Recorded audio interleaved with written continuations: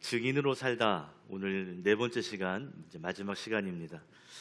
우리가 증인으로 살아야 할 이유가 있다면 탈기독교 시대, 기독교에 대한 적대감을 가지고 있는 이 시대 사람들에게 예수님을 소개하는 방법이 증인의 삶이기 때문입니다.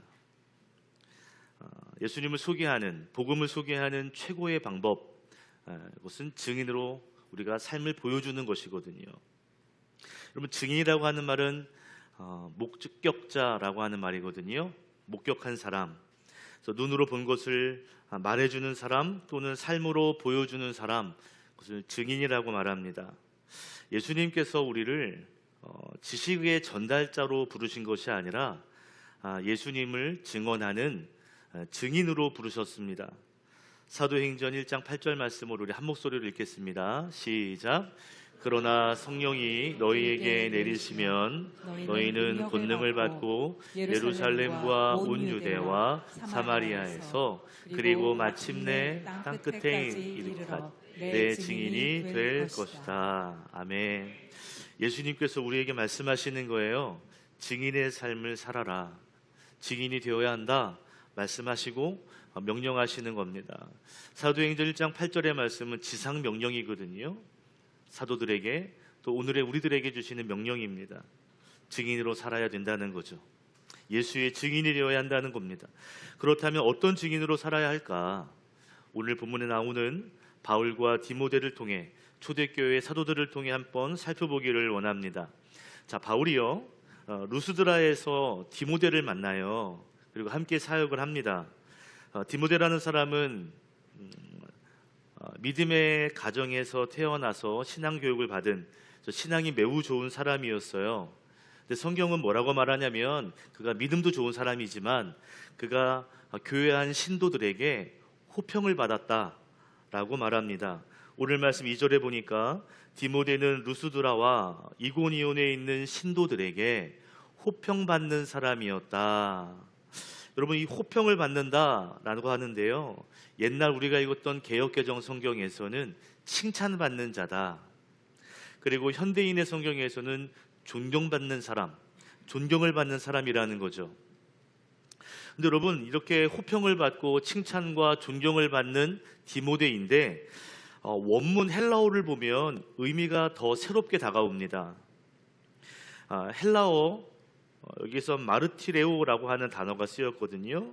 이 단어는 좋은 증언을 하다 또는 좋은 증언을 받다라는 의미입니다. 여러분, 이 마르티레오라는 단어는요, 증인이라고 하는 마르티스라고 하는 단어에서 파생이 되었어요. 그러니까 증인이라고 하는 말과 호평을 받는다라고 하는 말의 어원이 뿌리가 같다는 거죠. 그러니까 이렇게 말할 수 있습니다. 디모데는 단순히 칭찬을 받고 존경을 받는 사람이 아니라 주변 사람들이, 지역 사람들이 그를 이야기할 때 좋은 증언을 막 해주는 사람이었다는 거예요. 이해가 되시죠? 주변에 있는 사람들이, 특별히 신도들이니까 믿음의 사람들이 디모데를 이야기할 때마다 좋은 말을 막 증언해 주는 거예요. 그 디모데라는 사람 알아? 믿음이 너무 좋지, 너무 선하지, 너무 착하지, 너무 진실되지, 내가 알지, 내가 봤지, 이렇게 말했다는 것이죠. 여러분, 바울과 디모데가 함께 사역하는데 이렇게 사람들에게 호평을 받고 칭찬과 존경을 받는 사람들이 사역할 때 오늘 말씀의 제목인 교회는 점점 더 튼튼해지고 교회 안에 있는 성도들의 수가 더 많아졌다는 것입니다. 교회들은 이 사람들의 사역을 통해 믿음이 더 튼튼해지고요, 사람들의 숫자가 더 늘어났다는 거죠.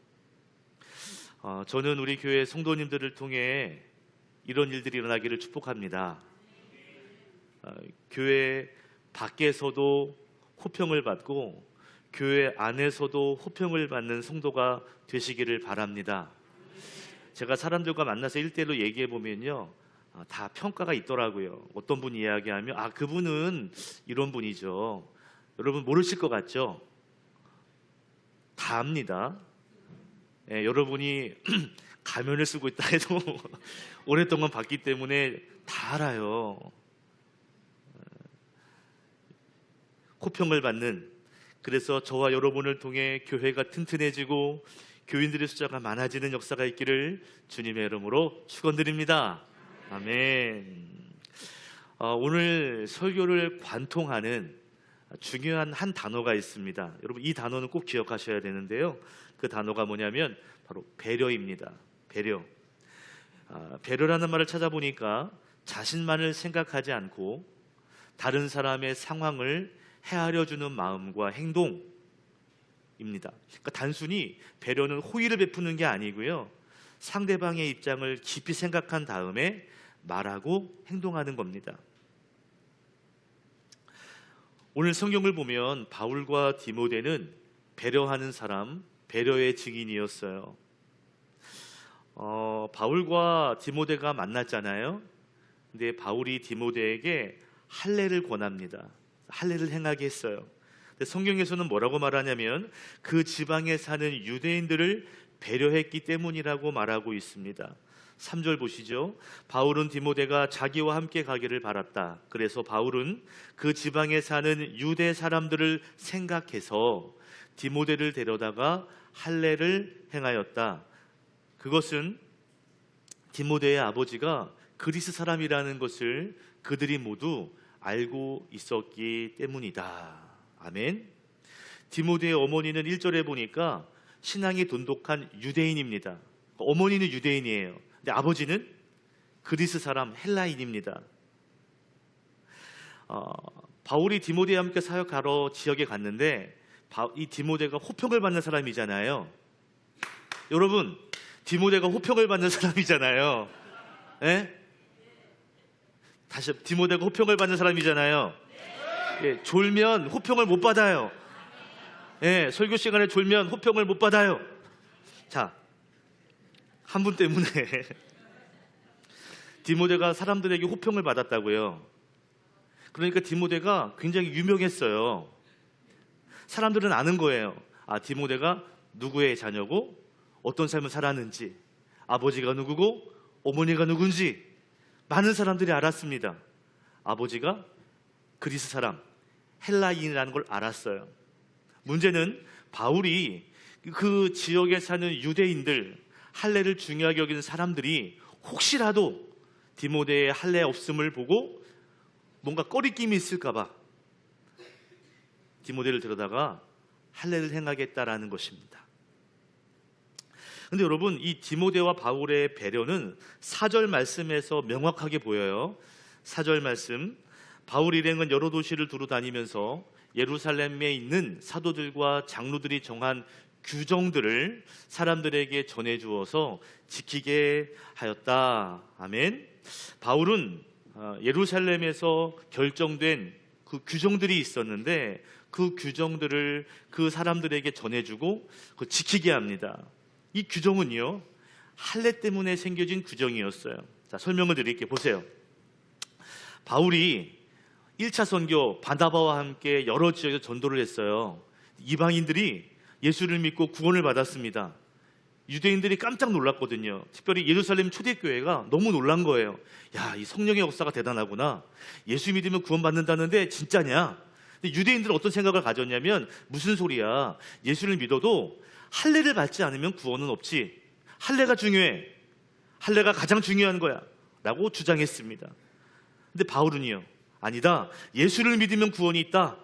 이 두 주장이 논쟁이 되었습니다. 많은 유대인들이 아니야, 바울의 말은 틀렸어. 바울은 아니야, 내가 사역해보니 이방 땅에도 복음이 들어가면 예수 믿으면 구원이 있더라. 결국 예루살렘에 있는 사도들이 장로들을 다 불러요. 그리고 사도들 다 불러요. 그리고 회의를 합니다. 유대인들과 바리새파 사람들이 할례를 강조하는데 바울은 예수님의 은혜를 강조합니다. 우리 함께 읽겠습니다. 사도행전 15장 11절 시작. 우리가 주 예수의 은혜로 구원을 얻고 그들도 꼭 마찬가지로 주 예수의 은혜로 구원을 얻는다고 우리는 믿습니다. 아멘. 우리도 주 예수로 구원을 얻는 거야. 유대인도 구원을 얻는 거야. 예수님으로, 그 은혜로. 그리고 마찬가지로 그들, 이방인들도 예수님의 은혜, 십자가의 은혜로 구원을 얻는다. 사도 바울은 우리는 이걸 믿는다 라고 강조했습니다. 그랬더니 옆에 있던 사도들이 맞아, 그 말이 맞아, 인정해요. 결국 이방인들이 할례를 받지 않았다 할지라도 예수를 믿으면 구원이 있다 라고 회의에서 결정이 났습니다. 그런데 여러분, 이제 한 공동체에서 유대인도 있고 이방인도 있잖아요. 근데 어떤 사람은 할례를 받았고 할례를 받지 않았는데, 그래, 그건 문제가 없다. 근데 문제는 뭐냐면 삶의 태도가 너무 다른 거죠. 문화가 다르니까. 그래서 이것만은 이방인들에게 지키게 하자. 할례는 중요하지 않아. 그러나 유대인들과 함께 신앙생활하기 위해서는 네 가지를 조심시키게 하자. 네 가지 규정을 정했어요. 사도행전 15장 20절입니다. 첫 번째는 우상에게 바친 그 음식을 먹지 못하게 하자. 두 번째는 음행을 저지르지 말자. 이방인들처럼 우상에게 절하고 그들과 이방 신 앞에서 음행하는 것 하지 못하게 하자. 그리고 목매어 죽은 것 먹지 못하게 하고 피를 마시지 못하게 하자. 이렇게 네 가지 규정을 정했습니다. 예루살렘 공회는요, 할례는 구원의 기준은 아니다 라고 결정이 되었습니다. 대신 이방인들은 이 네 가지 행동을 못하게 하는 규정을 만들어 놓고 이것들을 각 교회에 편지를 보냈어요. 이것은 지켜야 된다. 이 네 가지 규정들, 이것은 구원을 이루는 조건은 아니지만 유대인들과 함께 공동체 생활을 하는데 걸림돌이 되는 것이니 이것들을 실천해 주기를 바란다 해서 실천적 지침 네 가지를 규정으로 정했어요. 자, 보십시오. 바울과 디모데는 이 공회의회에서 정해진 법대로 장로들과 여러 사람들에게 이것들을 가르쳤어요. 이 네 가지 하면 안 된다. 그러면서 할례는 구원의 방편이 아니다. 이 규정대로라면 디모데는 할례를 행하지 않아도 됩니다. 맞죠? 그런데 할례를 그렇게 반대하던 바울이 오히려 디모데에게 할례를 행하겠다라는 것이죠. 그 이유는 디모데의 구원의 문제가 아니라 그 지역에 사는 유대인들 때문이었어요. 다시 말하면 그 지역에 있는 유대인들을 배려하기 위함이었습니다. 바울은 할례에 대한 자신의 생각이 분명했어요. 신념이 있어요. 할례는 중요하지 않다. 믿음이 중요한 거다. 그런데 전도와 선교에 그것이 걸림돌이 되지 않도록 그것들을 배려했던 것입니다. 바울은 이미 예루살렘에서 할례에 대한 논쟁에서 이미 승리했습니다. 그죠? 예수를 믿는 구원으로 구원받는 거야. 아, 그렇구나. 인정됐어요. 승리했어요. 그러나 전도와 선교를 위해 자기의 주장과 권리를 기꺼이 내려놓았습니다. 디모데도 마찬가지예요. 할례를 행한다고 해서 구원에 영향이 있는 게 아니거든요. 할례를 받을 필요가 없거든요. 그런데 그 지역의 복음을 위해서라면 할례 받을 수 있다. 할례를 행했다는 거예요. 오늘 나누고 싶은 첫 번째 메시지가 있습니다. 자신의 권리를 또는 자신의 주장을 내려놓는 배려의 증인이 되자는 것입니다. 바울과 디모데는 이미 예루살렘 공회에서 이방인에게 할례를 강요하지 않아도 된다, 이런 자유를 확보했습니다. 그러나 자신의 권리와 주장을 계속 이어가기보다는 사랑으로 양보했어요. 디모데는 생각해 보세요. 불필요한 할례를 받았습니다. 단순한 의식이 아니라 몸의 고통이 동반되는 그런 선택이었습니다. 공동체의 유익을 위해 불편과 고통을 감수했어요. 내려놓았습니다. 그 배려는 단순한 인간적인 친절이 아니라 복음을 위한 결단이고 나를 내려놓는 믿음의 행동입니다. 예수님께서도 이 배려를 많이 강조하셨거든요. 우리 마태복음 20장 말씀 우리 함께 읽겠습니다. 시작. 그러나 너희끼리는 그렇게 해서는 안 된다. 너희 가운데서 위대하게 되고자 하는 사람은 누구든지 너희를 섬기는 사람이 되어야 하고, 너희 가운데서 으뜸이 되고자 하는 사람은 너희의 종이 되어야 한다. 인자는 섬김을 받으러 온 것이 아니라 섬기러 왔으며 많은 사람을 위하여 자기 목숨을 몸값으로 치러주려고 왔다. 아멘. 예수님께서 병든 사람, 귀신 들린 사람, 가난한 사람, 여러 사람들을 고쳐줬거든요. 그죠? 그것을 다 지켜보았던 제자들이요, 숙소에 와서 싸웁니다. 야, 내가 높아. 아니야, 내가 높아. 야, 너 내 밑이야. 싸움이 났어요. 예수님 하신 말씀이에요. 너희들이 으뜸이 되고자 하냐? 위대하고자 하냐? 높아지기를 원하느냐? 그러면 섬기는 사람이 되어야 한다. 최고가 되고 싶으냐? 그러면 종이 되어야 한다. 그래서 나도 섬김을 받으러 이 땅에 온 것이 아니라 나 섬기러 왔다. 나를 위해 온 것이 아니라 많은 사람들을 살리기 위해 내 목숨을 몸값으로 치러주려고, 나 그들 배려하기 위해서 왔어 라고 말했다는 거예요. 지금 섬기는 사람이 되라는 것은 성공하기 위해, 잘 되기 위해서 섬겨주라는 것이 아닙니다. 배려가 있는 삶을 살아야 하나님이 그 사람을 높여주신다는 거죠. 예수님은 자기 자신도 섬김을 받기 위함이 아니라 섬기기 위해, 다른 사람을 살리기 위해, 배려하기 위해 이 땅에 오셨다라고 말합니다. 그 배려는 자기의 목숨까지도 내려놓는 희생이고 배려이죠. 우리를 배려하기 위해 이 땅에 오셨습니다. 예수님이 우리 안에 계시다면, 예수님의 은혜가 우리 안에 녹아졌다면 우리의 삶의 배려는 당연히 나와야 되는 거예요. 사도 바울도 고린도 교회 성도들에게 남의 유익을 먼저 생각하라고 강조합니다. 함께 읽겠습니다. 시작. 아무도 자기의 유익을 추구하지 말고 남의 유익을 추구하십시오. 아멘. 이 고린도전서의 이 말씀은 우상에게 바쳐진 음식을 먹어도 되느냐, 먹으면 안 되느냐, 성도들끼리 싸웠거든요. 다툼이 있었어요. 야, 믿음이 있는 사람이 어떻게 우상에게 바친 음식을 먹냐? 먹으면 안 돼 라는 사람이 있었고요. 아니, 무슨 소리야, 내가 믿음이 있는데 그런 음식 먹는다고 뭐가 달라져? 먹어도 되는 거야. 먹으면 안 된다, 먹으면 된다. 아니야, 먹으면 안 돼, 먹으면 돼. 이것 때문에 다툼이 있었거든요. 그때 바울이 말하는 거예요. 모든 것이 가하다. 먹어도 된다. 그런데 그것보다 더 중요한 게 있다. 내 유익을 추구하는 것이 아니라 남의 유익을 먼저 추구해야 된다는 것이죠. 내 믿음이 있어서 먹을 수 있다. 그건 가하다. 근데 그것보다 조금 더 높은 수준이 있는데, 그것은 뭐냐면 남이 봤을 때, 특별히 믿음이 없는 사람들이 봤을 때 그 모습을 보고 시험에 든다면 그 사람의 유익을 위해 먹지 않는 게 좋겠다.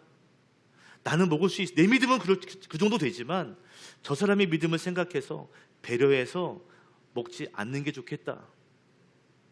이 얘기입니다. 배려는 내가 먼저가 아니라 너가 먼저, 너를 먼저 생각하는 거예요. 내 믿음을 생각하기보다 그 옆에 있는 사람의 믿음을 생각하는 거예요. 이렇게 말하면 그 사람의 믿음이 흔들리지 않을까? 이런 행동을 하면 그 사람의 마음 아파하지 않을까? 시험 들지 않을까? 이런 말 하지 말아야지. 이런 태도는 하지 말아야지. 이게 배려예요.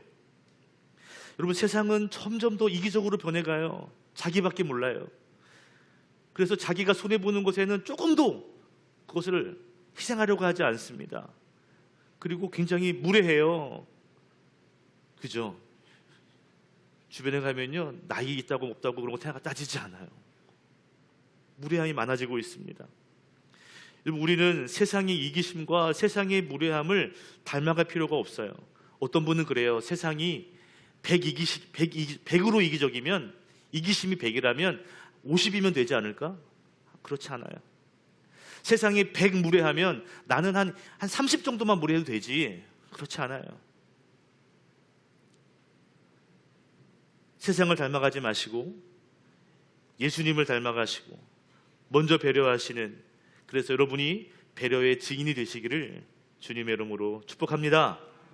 축복합니다. 옆에 계신 분과 인사합시다. 배려의 증인이 됩시다. 시작.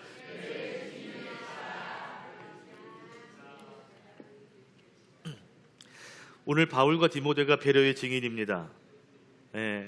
그죠? 할례를 받지 않아도 되는데 배려해 주면서 할례를 하는 거죠. 대단한 거죠. 또 한 가지 모습이 있어요. 오늘 6절, 7절, 8절 세 절을 읽겠습니다. 시작. 아시아에서 말씀을 전하는 것을 성령이 막으심으로 그들은 부르기아와 갈라디아 지방을 거쳐가서 무시아 가까이 이르러서 비두니아로 들어가려고 하였으나 예수의 영이 그것을 허락하지 않으셨다. 그래서 그들은 무시아를 지나서 드로아에 이르렀다. 네, 바울과 그의 일행은 어디로 가려고 했냐면 이제 아시아로 가려고 했습니다. 아시아로 가려고 했던 이유는 두 가지인데요. 첫 번째는 지역성 때문이에요. 바울의 고향이 길리기아에 있는 다소라는 지역인데 이 아시아에 있는 도시입니다. 자기에게는 매우 익숙한 지역이죠. 그러니까 내가 알고 있으니까, 내가 어느 정도 이 주변을 알고 있으니까 사역하기에 좋을 거야. 지역적으로 유리하다고 생각했던 거죠. 두 번째 이유는 합리성 때문입니다. 아시아는 인구가 많은 그런 지역이고요. 우상이 많고 특별히 철학이 발달한 도시입니다. 그런 도시가 많아요. 바울은 글을 잘 쓰고 말을 잘하기 때문에 이런 논쟁 같은 걸 참 잘했거든요. 인구가 많고요. 그리고 자기가 잘하는 철학과 이런 이야기를 잘할 수 있는, 어떻게 보면 자신이 잘할 수 있는 그런 지역이라고 생각했던 거예요. 여러 가지 합리적인 부분을 고려한다면 가장 좋은 곳은 아시아다, 이렇게 결정을 했던 거죠. 그래서 이런 판단 가운데 아시아로 가려고 했는데 성령께서 바울의 선택을 거절하셨습니다. 한 번도 아니라 두 번이나 거절했어요. 이때 바울이 성령의 인도를 따라 자신의 가는 곳을 포기하고 성령이 가라는 곳으로 나아가죠. 배려라고 하는 관점에서 보면 지금 바울은 성령님에게 배려하고 있습니다. 오늘 나누고 싶은 두 번째 메시지예요. 성령의 인도하심을 따르는 배려의 증인이 되라는 거죠. 성령의 인도하심을 따르는, 성령님을 배려하는 증인이 되라는 겁니다. 여러분, 바울의 마음은 아시아 지역에 있었어요. 그런데 자신의 뜻과 계획을 내려놓고 성령님의 뜻과 계획에 자신의 방향을 맞추었습니다. 방향을 완전히 전환했어요. 내 계획을 내려놨습니다. 저는 이 모습을 보면서 성경 한 구절이 떠올랐는데 바로 가나안 여인 또는 수로보니게 여인, 이 여인이 떠올랐어요. 이 수로보니게 여인에게는 딸이 있는데요. 이 딸이 귀신 들려가지고 굉장히 몸에 상함이 있었습니다. 귀신이 들려서 귀신이 조종하니까 넘어지기도 하고 자빠지기도 하고 깨지기도 하고 부러지기도 하고 늘 상처가 있고 아픔이 있었거든요. 예수님 주변에 있다는 이야기를 듣고 예수님에게 달려가요. 길에서 예수님 부릅니다. 예수님, 불쌍히 여겨주십시오. 우리 딸 좀 고쳐주십시오. 우리 딸 좀, 귀신 좀 쫓아내 주십시오. 간절하게 애원했습니다. 예수님이 딱 보시더니 아무 말씀하지 않고 그냥 가시는 거예요. 침묵하셨어요. 거절이죠. 이때 이 여인이 다시 예수님께 간절하게 애원합니다. 예수님, 저 좀 살려주세요. 도와주세요. 예수님은 두 번째 거절하시는데 거절하시는 표현이 좀 충격이에요. 마태복음 15장 26절 예수님 뭐라고 말씀하시냐면 자녀들의 빵을 집어서 개들에게 던져주는 것은 옳지 않다라고 말합니다. 여기에서 자녀는 이스라엘 백성들을 말하고 개들은 이방인들을 말하는 거죠. 나에게 빵이 있는데 자녀에게 줘야지 개들에게 주냐 먼저? 그렇지 않지 않냐? 여러분, 개로 비유하면서 거절했다는 것은 이 여인에게 굉장히 모욕이 될 수 있습니다. 그죠? 그 시대에도 개는 좋은 짐승이 아니거든요. 그런데 개라고 이야기하니까 여러분 굉장히 큰 거절이거든요. 그런데 이 여인이 믿음으로 반응합니다. 마태복음 15장 27절 함께 읽겠습니다. 시작. 그 여자가 말하였다. 주님, 그렇습니다. 그러나 개들도 주인의 상에서 떨어지는 부스러기는 얻어먹습니다. 아멘. 주님 맞습니다. 주님 맞습니다. 그런데 비록 그렇게 한찮은 개들이지만 다 먹고 나서 주인이 주는 부스러기 먹습니다. 저에게 부스러기라도 주세요. 그 정도면 됩니다. 주님, 그 정도면 돼요. 주님의 뜻을 거역하는 게 아니라 그래 맞아요. 그런데 부스러기라도 조금만 주시면 좋겠습니다. 인격 모독처럼 들리는 매우 냉철한 거절이었지만 여인은 겸손한 믿음으로 응답했고 결국 예수님은 칭찬하셨고 그에게 기도에 응답하셨어요. 딸이 고침을 받았습니다. 거절이 있었지만 그 뜻을 기다렸을 때 놀라운 은혜가 있었어요. 바울의 이야기도 마찬가지죠. 거절당하는 이야기입니다. 아시아로 가려고 했던 자기의 뜻이 거절당해요. 여러분, 기분 좋은 거절이 있을까요? 물론 있을 수 있겠지만 거절하는 건 대부분 기분이 상해요. 그죠? 만약에 여러분이 이렇게 대화하고 있는데 갑자기 말을 딱 끊어요. 기분 좋아요, 안 좋아요? 안 좋죠. 앞에서는 아 그래 하고 가지만 집에 가서 다시 너를 얘기하나 봐라. 내가 너를 얘기하나 봐라. 그럴 수 있다니까요. 말 끊으면 되게 기분 나쁜 거예요.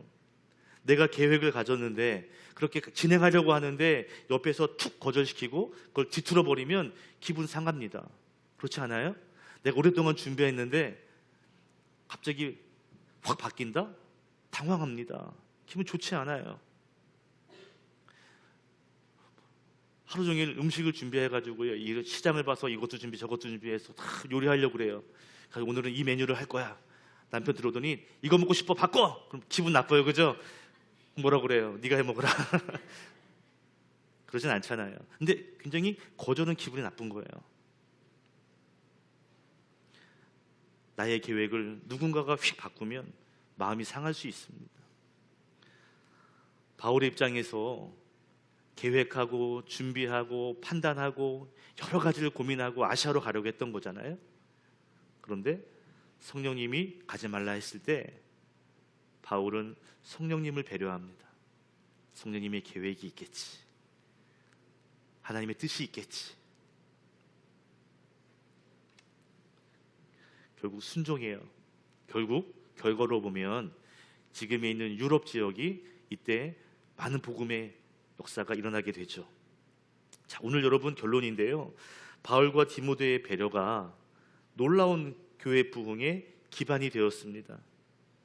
여러분, 복음은 성도들의 배려를 통해서 확장이 된다는 것을 기억하셔야 돼요. 근데 여러분, 이 배려의 관점으로 성경을 보면 하나님의 배려가 성경 맨 앞부분에 쓰여 있습니다. 우리를 향한 배려. 창세기 2장에 보면 아담이 있는데요. 아담이 홀로 지내는 것이 외로워 보인 거예요. 하나님이 그를 배려하셔서 돕는 배필 누구를 만들었어요? 하와를 만들어 주셨습니다. 하나님의 배려죠. 뿐만 아니라 아브라함의 이야기를 보면요. 아브라함이 배려를 합니다. 조카 롯과 사이에서 배려를 해줘요. 우리 한번 하나님 말씀 같이 읽어볼까요? 시작. 아브라함이 롯에게 말하였다. 너와 나 사이에 그리고 너의 목자들과 나의 목자들 사이에 어떠한 다툼도 있어서는 안 된다. 우리는 한 핏줄이 아니냐. 내가 보는 앞에 땅이 얼마든지 있으니 따로 떨어져 살자.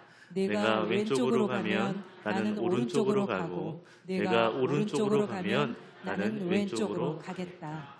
서열로 보아도 뭐로 보아도 어떤 선택을 하려면 아브라함이 우선권이 있습니다.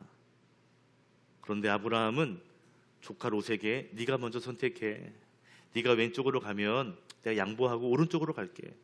네가 오른쪽을 선택하면 나는 양보하고 왼쪽으로 갈게. 선택권을 양보했습니다. 아브라함은 롯을 배려한 거죠. 어떤 것이든 환경이 중요하지 않아. 너의 선택을 내가 배려해 줄게. 내가 양보해 주고 배려해 줄게. 여러분, 아브라함이 믿음의 조상으로 나아가는 데 있어서 반드시 있었던 것이 뭐냐면 배려하는 마음이 있었다는 것이죠. 믿음이 자라나는 과정 속에 배려가 기반이 되었다는 거예요. 저는 여러분, 우리가 배려하는 사람이 되었으면 좋겠습니다. 사람을 배려하고 하나님과 성령님을 배려하는 그 배려를 통해 교회가 든든해지고 교인들 숫자가 많아질 줄로 믿습니다. 여러분, 증인으로 사는 어떤 증인일까? 살아야 될까? 이번 한 주 배려의 증인으로 살아야 되겠다. 나보다는 너를, 나보다는 하나님을 먼저 배려하겠다.